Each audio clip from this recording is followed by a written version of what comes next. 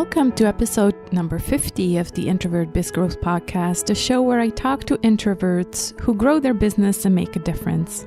I'm Sarah Croce, and once again, thrilled that you're spending this time with me today for another episode. 50 episodes, oh my gosh. I was planning to do a special episode this week and look back and all that, but I had to postpone it to next week or to the next episode because by then my new brand and website will also be ready. Fingers crossed. So that will be actually a good moment to celebrate. So today I'm bringing you a conversation with Tassey Russo, a wonderful lady whom I've met in Tuscany, Italy last year at a business retreat. We were the introverts at the retreat together with the organizer Lou Bortone, who's also been a guest on this podcast already. So Tassey and I stayed in touch after the retreat and hosted the 7-day Selling for Introverts program together, which was so valuable. So I'm really happy to give you this conversation with Tassey Russo today. Just one more quick thing. I've reached 50 episodes and man, I'm really glad I started this podcast. I really enjoy having these conversations with fellow introverts, and I actually hope that you enjoy listening. I know that since I have an introverted audience, I can't really expect big feedback. I know because I'm also listening to a number of podcasts, and some of them I've never reached out to the host either or left a review or anything like that. But please know that I'm here, I'm a real person, and I'd love to get your feedback, and I'd love to get your emails. I tried to create a Facebook group for introverted entrepreneurs, but it's not really working. It's just not my thing. It feels to me like kind of an extroverted thing to, animate this Facebook group. It's just, I'm not putting enough energy into it, I think, because somehow, it's just not my thing.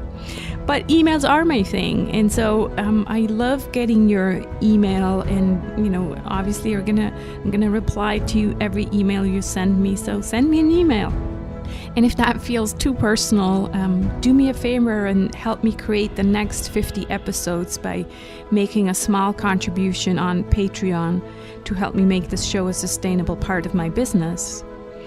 As you know, I think I've said it before, I would prefer not to get sponsors on my podcasts because, I find them annoying. I think most introverts find these kind of fake sponsored messages annoying, and I'm one of them.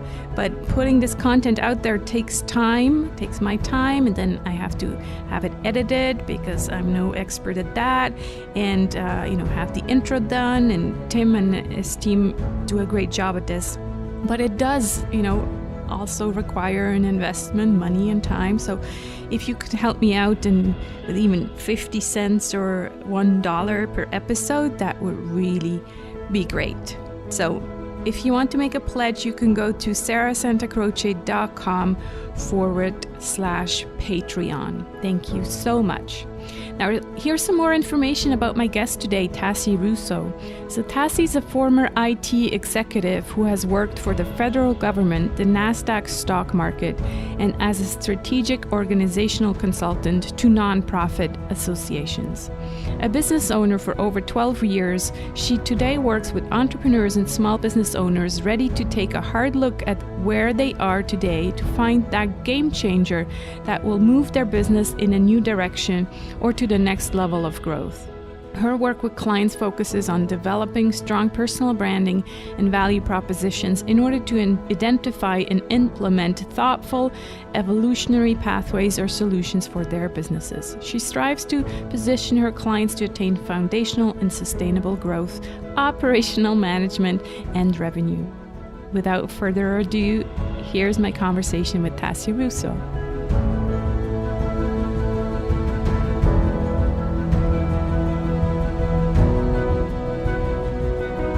Hi, Tassey. How are you today? I am doing very well. Thank you, Sarah. How are you? I'm good. Thanks so much. Yeah, we're recording this sometime middle of January, so Switzerland is pretty nasty right now, but I'm looking forward to the spring. Well, and likewise, I'm outside of Washington and we have some snow, but it's a smattering. So, I'm very happy. It's more cold weather than anything else. Yeah. Yeah, that's what it is here. It snows in the mountains, but down here in the cities, it's just rain and ugliness. But let's start our conversation. And I'm so glad to talk to you because we already know each other, of course. We've been on a retreat together in Tuscany. That's where we met. And it was yes, an amazing week that we had together. And then we continued to actually collaborate, and we did a 7-day training called Selling for Introverts. So if people are listening and they missed that, I will make sure to add a link so they can purchase the recordings. But that's how we kind of continued our relationship, because we realized during that week in Tuscany, we're both introverts, and we're both working with entrepreneurs, and we should really do something together. So that was fun. But let's back up a little bit. And since we know each other already, but the audience doesn't. So besides the official bio, why don't you tell my listeners a bit about who Tassey is and, introverted Tassey. What does that mean? What did that be, becoming an entrepreneur and all of that? Sure, absolutely. And again, I'm really thrilled to be here and to once more be on the line with you. I was giving this some thought, and what I realized, I think that we are introverted for all of our life, from even childhood. And yet I don't believe that I felt that introverted self, or I saw that introverted self when I was as a child, or even through high school. I grew up in upstate New York, and I was in a very small town, and the term used was cliquey. I wasn't in the cliques in high school, and yet I never felt that it was going to hold me back, or that I couldn't, take myself and move myself out into the activities or the friendships that I wanted. And I think a big part of that was just being in a home where there was total acceptance of how I and my siblings were as individuals and what our aspirations were. But that changed in college. When I went to college, I found that I, really pulled back. I even had a single room for all 4 years that I was in college. Does that not sound like something an introvert would do? That sounds like an introvert dream, actually, yeah. But it only served to cause my introversion to become greater, because I found through the college years, while I excelled academically, I didn't socially. And I came out of school with very few friendships, and I didn't really have a lot of great memories of those years. And now, many, many years later, that's probably one of the regrets that I have. I don't have a lot, but that is one. But on the other hand, what I did do was move from that small upstate college to New York City. And I took my first job in a large company in New York City, right in Manhattan. And it was probably one of the best things that I did, because in New York, you could be an individual, and yet you were within this throbbing, energetic environment. Mm-hmm. Streets, and also a large company. Right. And being on a team, which at that point in my career, because I was just starting out, it was my ability to really begin to develop my interactions with other people and to feel comfortable in voicing my beliefs or showing my skills, letting people know that I was competent, and to do it within that smaller group, which again, I think as an introvert, that's one of the things that we seek. Yeah, it's funny you mentioned about it, because it's a bold move, right? At that young age, to just move to New York by yourself. And it's funny because it reminds me of my own story. And I moved to Paris for a year. None of my school friends did anything. They stayed, in the same city. And I decided, okay, I need change and I want something different. And I moved to Paris for a year. So it seems like that's, maybe when you're not really finding the friendships or the clique that you want to hang out with for the rest of your life, because let's face it, probably a lot of your old school friends still hang out with the same people. They do. I know from Facebook. I know, exactly. It's the same for me. And since we kind of weren't fitting in, we're like, well, let's go really different and just, do something bold. And I think a lot of introverts maybe, they seek that out, or they also have more courage to just make this big change. Don't know. I think courage is a hidden personality trait of introverts. Mm-hmm. Because it does take courage for us to position ourselves and put ourselves out in the world. Even though we don't acknowledge that to be the case, you're right. Moving to Paris, moving to New York, you feel it, it's the right thing to do. You're scared to do it. I was scared moving to New York. I didn't know anyone there, but you have to go and do it. And so there's that inner unspoken courageous self that says, yeah, I'm going to do this. Right. And, what I also realized, and probably starting at that time, is that determination was another huge personality trait, character trait that I had, because when I say I will do this, I make sure that it happens. And I believe that comes from an inner sense of awareness and a lot of thought, being able to give yourself the time, because we like to do that, the time to think about what's right, what's best for me. Mm-hmm. How could I potentially make this even better? How can I move it forward? Or why shouldn't I do it? And, that's really, in my professional career, I realized that's been a big factor in all of my major career moves, because I would say, this is good and I like it here, or I like these people, but there's something else. And I have to go and seek that out. Mm-hmm. And it moved me to say, let me go look for other positions at different companies. And what about taking the position that's next on the corporate ladder? I can do this. Right. Yeah. So let's talk about that, because obviously we want to talk about the last big career move, which is when you left corporate America and now created your own business. So tell us about that move and what it meant for you as an introvert. Yes, my corporate career was really focused on management and the technical environments that we saw, in these large companies in the 90s and the early 2000s. And I excelled, went up to an executive position at some very large companies and then at smaller strategic consulting companies. But what I realized, I think now, my gosh, what was I thinking? In 2005, I wanted to have more intimacy, more connection with the people that I was working to help. And I wasn't feeling that in some of these larger environments. Right. I loved large companies, but I had reached a point in my personal life and my professional life that I wanted to have really serious, ongoing conversations with people, and I wanted to become invested in what others were trying to create or what others were trying to build.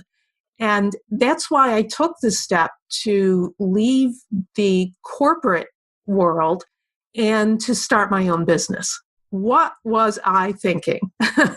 Is what I sometimes remind myself now, and I talk about this in some of my speeches, because I was confident, Sarah, that I had the ability, I had the skills, I had the knowledge, I had the expertise to create a company and to build a company. Yes, I absolutely admit that the first company I had was based on helping other entrepreneurs with their technical operations. How do you set up their systems? How do you set up their processes? And that was easy for me. So it was a natural fit. And I was very good at that. But where I stumbled and where I really had the challenge was on marketing and selling. Right. Because while I was very assured in my abilities to help and to serve others, what I didn't do very well was to let them know that I could help them. And that's that introvert. That's that hesitancy of not wanting to speak up for yourself, not wanting to be the one to push into a conversation at a networking event. And here was the one that was the biggest detriment to being even more successful as a small business owner, not wanting to ask people for their business. Right. That's yeah, a problem. and also, I remember you saying that on the selling workshop, also not having the credentials of the big logo or company behind you anymore, right? Just having to show up and selling Tasseys, selling yourself. Because I remember you were saying you had no problem, selling these, huge projects to other companies, but you were always selling as the company, not as Tassey, not asking for the business yourself. Absolutely true. Your memory serves you very well on this. I worked for the NASDAQ stock market and did some fantastic technical projects for them. For example, in the mid-1990s, I brought internet to the NASDAQ and created the first NASDAQ.com site. And moving into some more strategic positions at that company, I could go into any office within NASDAQ and even within some of our subscriber companies, such as Microsoft, and sit with C-level people telling them what we could do for them or asking for millions of dollars and lots of people and equipment resources in order to look at this or that new technology. Right. And I pretty much always got what I asked for.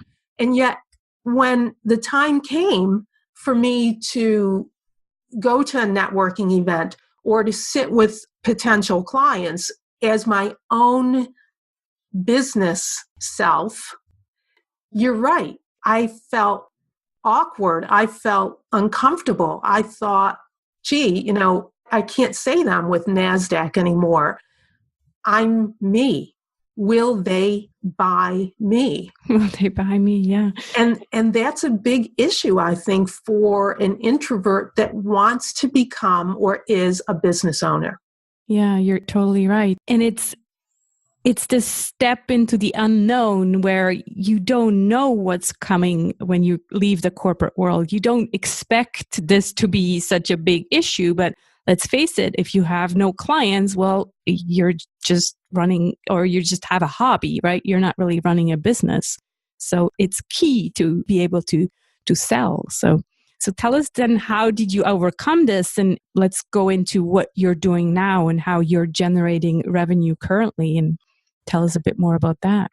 The ability to overcome the selling aspect, especially, was creating a process. I have many, many years of technical know-how and running operational groups of people and projects and networks. And so I thought about that and I thought, okay, I know that I can help people. How? Let me look at how I do that. And then let me consider how I'm going to tell others that I can help them and how I can help them. And so I developed what was a process, some basic steps that I go through in every sales conversation or sales presentation that I have with prospective clients. And it really allows me to have the confidence and the assurance that I know where the conversation is going to move, and it allows me to be managing the conversation. And so instead of positioning myself waiting for the prospective client to ask me a question or to move us to the next step in the conversation, I instead am the one doing that. Right. And that gives us a position of authority that bolsters confidence. Yeah, I loved your 7-step process. So yeah, it was a true turning point for me. right. And not only because I was signing more clients, but it became something that people asked me to go and speak about, to go and be on stage at conferences, or to come in during luncheons and speak about this process of how to have confidence in selling and how to close the deal. And very frequently for a client that is a high-paying client. Right. So would you say that is your main focus right now with your current business? Is that how you generate revenue? Well, that's a great question. And I'm going to be honest about that and honest with my answer there, because I still am called frequently to talk about this selling process and to help people through that process. And yet, what I discovered in 2016, so probably recently, was that it really wasn't something I wanted to continue to focus on. Right. I felt the urge to take that next step in my own awareness and in my own development. Recently, I heard the term legacy work. And perhaps after all these years of working both for companies and also within my own company, I'm looking now at how can I really create something that my term is totally jazzes me every day I come into the office and also serves more people than I do today. In 2016, I really had what you would call an aha moment, because I had been working that year to create a women in sales program. And we created the program, we created materials that people could use as they came to our meetings. We had a website, and we even set up and created within a 3-4 month period of time a Women in Sales conference. So a full-blown event with speakers and panelists, luncheon, evening, happy hour. At the end of that conference in November of 2016, I thought, this isn't where I want to be. That was perhaps scary, but it was also liberating. And when I sat with my partner that month, I had gone to that meeting with the decision that I wasn't going to continue with the Women in Sales program.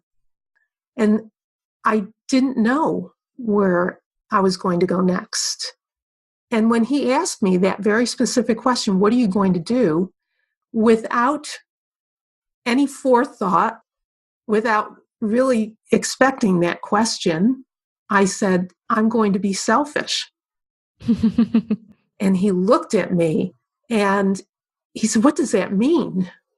And I said, again, totally unplanned, I said, I am going to do something for myself.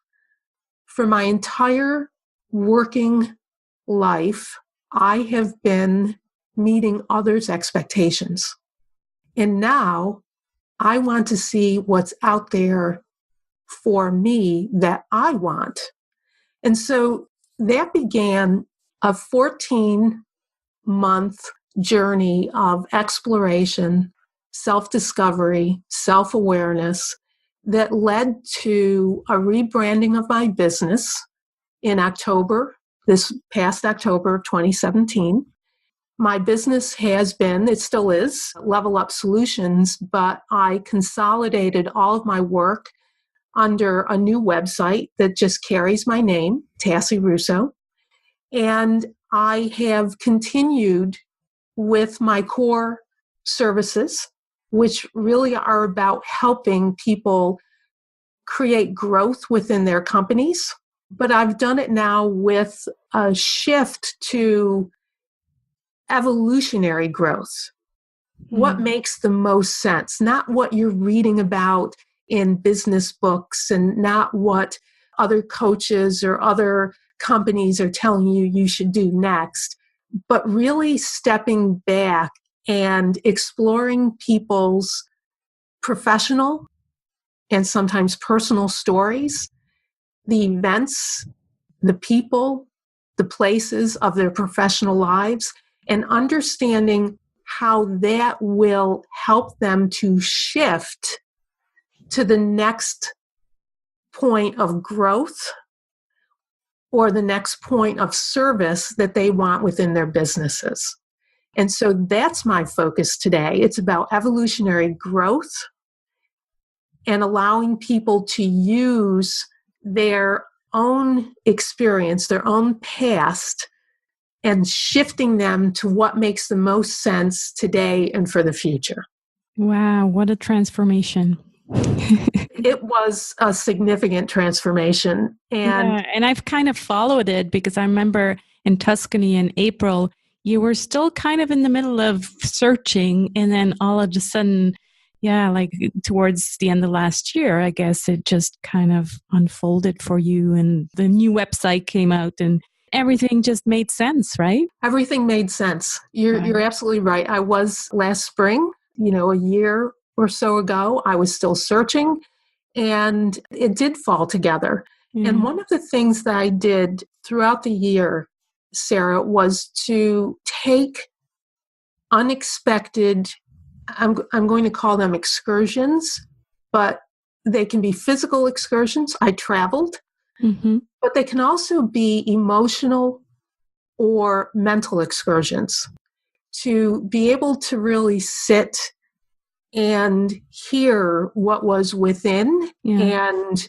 to allow myself to truly think and to put the pieces of all that I've done throughout the last, professional moves that I've made, but also in the most recent year, and to put all that together and to say, where do I head with this now?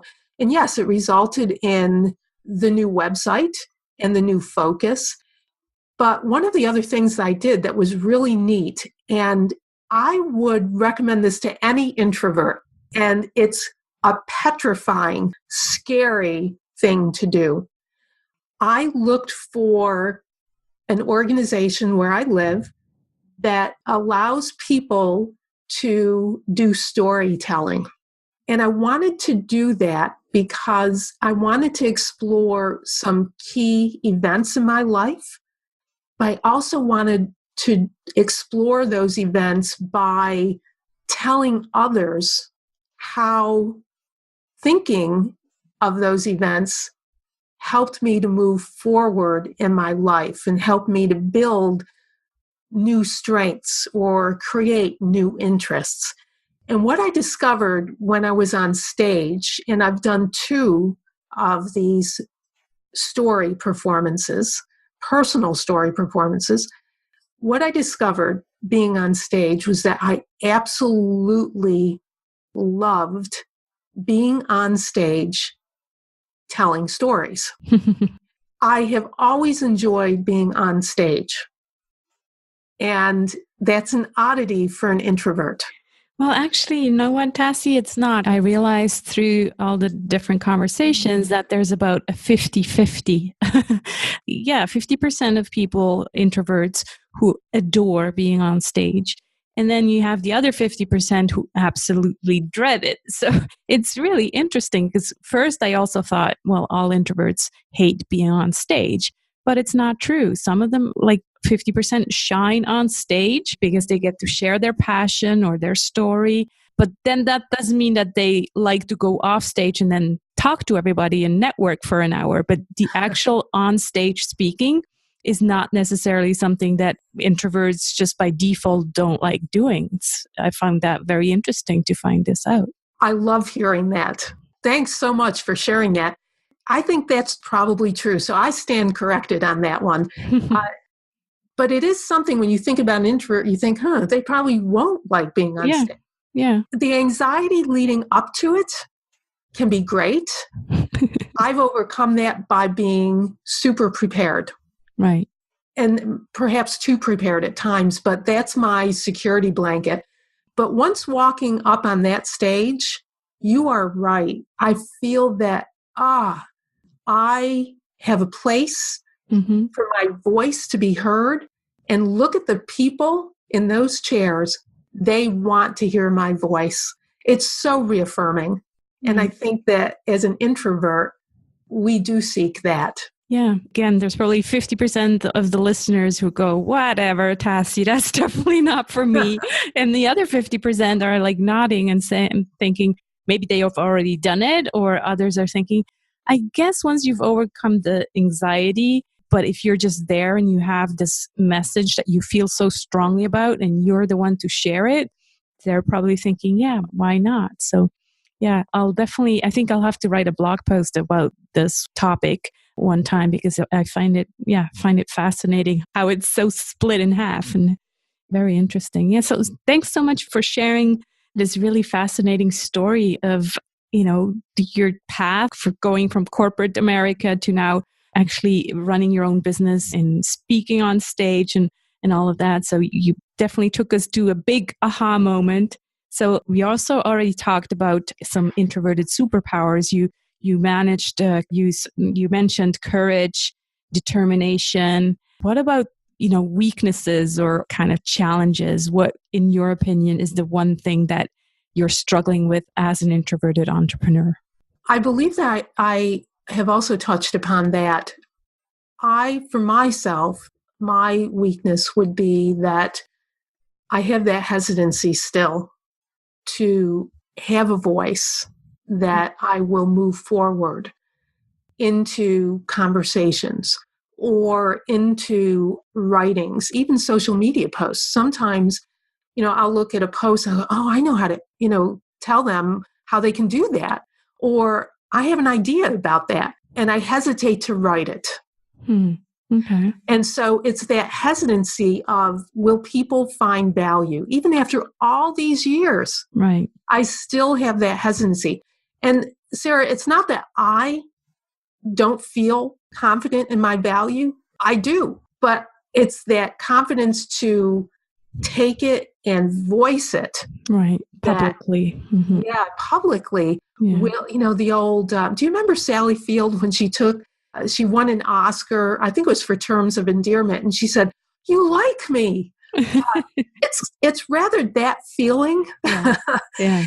And, one of the things that I have done that's going to be a big focus for me this coming year is to write stories with a business message and to publicize them online and to really allow people to see what and I'll put this in air quotes, what my voice is through these writings, which are not technical how-to writings. They're really more stories with powerful business messages that I want to be able to have people think about.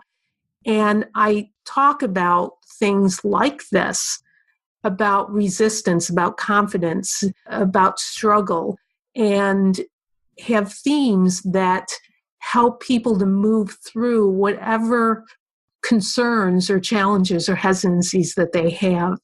And I'm actually creating a new membership group that will allow people to come in and have a safe space to share these ideas and their stories and to learn how to create them and to move them out into various platforms. So I'm really excited about that. I like that. I think it's definitely the right time because people are so tired of these kind of, sterile corporate messages, and that they want stories. They want to hear people's voices, like you say. So I think you're definitely in the right time to launch this and have other entrepreneurs also tell their stories. That's great. So let's switch gears a little bit, because I see that the time is going by and we still want to talk about the 3 golden nuggets, I like to call them. So the first one is a personal habit that you think contributes to your success. Summing it up in one word, it would be to stay focused, or 2 words. It would be to stay focused. Mm-hmm. I have the ability to, I used to call it compartmentalize, and I still sometimes think of it like that. I believe that I should focus on one task at a time.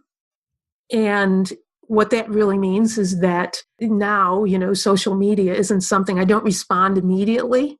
Right. I will say, okay, here are 30 minutes. And in these 30 minutes, I'm going to check LinkedIn, Facebook, and Instagram. And then I'm going to stop doing that. If I'm going to work on writing, I'm going to give myself a block of time for writing and only do that during that period of time. And so it would be focus for me. And I'm a very disciplined person, and so I'm able to do that. That's great. And I honestly think that's another introvert trait. It comes up a lot. So I think it's definitely something that introverts are just very good at. Focus and consistency, and, just keep going. Like a lot of entrepreneurs, if they're really, really extroverts, after a year or so, they just, they would go nuts just trying to do this by themselves from home, not having a team to brainstorm. And so I think introverts are just, they're just meant to do this, and they know that they have the focus and the consistency to keep going. What about an internet resource, something that you use online all the time? I would like to tell people about 2. I mentioned writing stories, business-related stories, and getting your voice out there in a way that people can come to know you and who you are and what you stand for and can do with them and for them. And to do that, most recently, in the last year, I've been using the online publishing platform called Medium, Medium. And, it's all about telling stories. Right. And you are not confined to a particular topic. You can write about anything that you feel or want to put out into the world. And you create followers, and you can comment on other people's writings. And so this is a way for me to connect with people and to create a community around my writing. So that is one. And the other, which it's a tool more than anything else, is a program called Stencil, Stencil. It's very similar to Canva or PicMonkey. But what I like about Stencil, which I use for free, is that it pulls photographs from another source, online source or tool called Unsplash. And then while you're within Stencil, you can use one of those programs, modify it, create different effects with that image, put text on that image. And then here's the most spectacular thing about Stencil. It automatically will resize to the various image proportions needed for Twitter or Facebook or LinkedIn or Pinterest, any of these social media platforms. So it's just a matter of clicking a button and it resizes it for you, and then you can save your image. Or you can create custom sizes and add them to the menu selection. So for example, if you use a particular program to create your blogs, and there's an image size associated with that email that would go out for your blog article delivery, you can put that in and you can create your own pre-formatted size. It's been a huge time saver, Stencil. Sounds amazing, because I know that most of these things you can do with Canva as well, but for the resizing, I know you have to upgrade in Canva, and the images you also have to pay for. So it sounds like a very good alternative. So I'll definitely check it out. Make sure that we link to that in the show notes. And finally, very quickly, a book that you would recommend and why. We've spoken about speaking, Yeah. and I would have to say that the book that I go back to would be Steal the Show by Michael Port. It, as you can imagine by now, I'm a process person. He has a process by which you can step into your value, step into your value as a speaker, and step onto the stage, and to do it with confidence, and to do it in a way that truly is engaging, sets you apart. For those of us who are introverts, is a very reliable and comfortable way to have that voice in the world. Nice. You would agree that Michael Port himself is probably not an introvert, right? Michael Port is most definitely not an introvert. Well, sometimes it helps to have the process done by an extrovert, and then introverts apply the process. Yeah, although recently I did read something, because I'm on his emailing list, that after his big conferences, and I've attended 3 of them, he has to go home and re-energize. So, he might be borderline. You never know. And that's why, you might be surprised. That's right. Wonderful. Well, we have to wrap it up here, Tassey, but thank you so much for taking the time to share your story with us, with me and my listeners. As my listeners know, I always end with a mindful ending, and I'm asking all my guests what they're grateful for. So what are you grateful for today, Tassey, or this week, or this year that just started?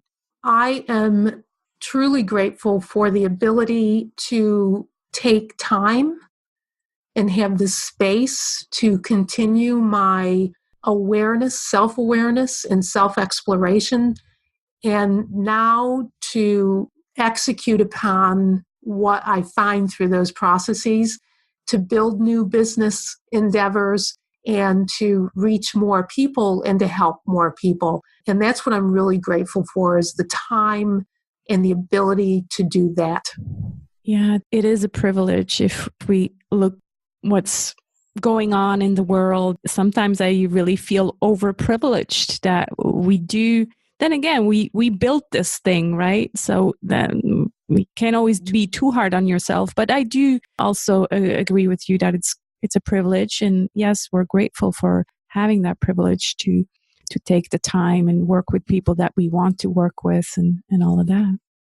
It absolutely is. I agree with you. I feel that every day, most especially in the recent past, where I've taken this journey, and it's become fully aware to me that it is a privilege. Right. Thank you so much, Tassey, for talking to me, for sharing your story, and we'll obviously be in touch. Thank you, Sarah. I've truly enjoyed it. Thank you. Thank you.